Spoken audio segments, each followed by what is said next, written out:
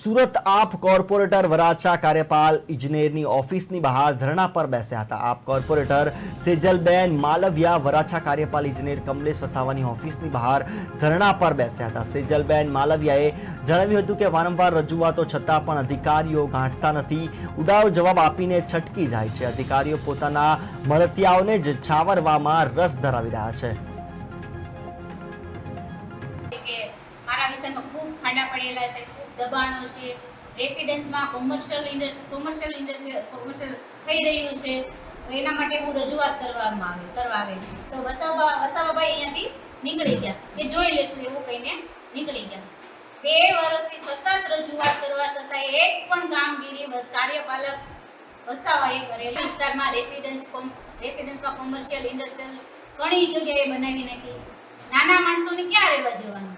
નાના માણસો અમને રજૂઆત કરવા આવે કે આ લોકો શું કરે છે, આ લોકો પાલિકા અમને હેરાન કરે છે।